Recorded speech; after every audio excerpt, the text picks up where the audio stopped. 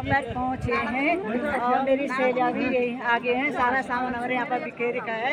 नीचे इतना कीचड़ हो रखा था। सबसे ज़्यादा हमको घोड़े वालों ने बहुत परेशान कर रखा था। दोनों साइड से घोड़े वाले आ रहे हैं। पैदल रास्ते पैदल यात्री किस रास्ते जाएंगे? आप बताओ भैया, आप ही बताओ। घोड़े वाले ने इतना परेशान कर रखा ना। इधर से भी घोड़े वाले आ रहे हैं, इधर से घोड़े वाले हैं, और पैदल यात्री कैसे जाएंगे? तुम बताओ एक बार।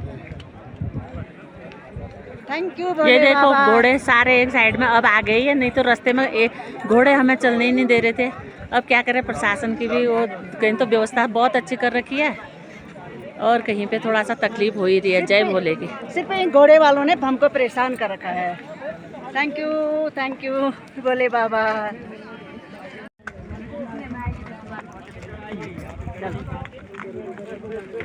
जय हो आईटीबीपी की जय हो।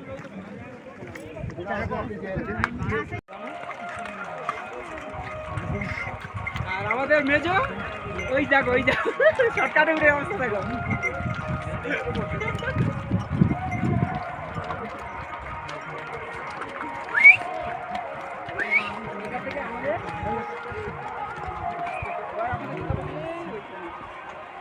আরো আমি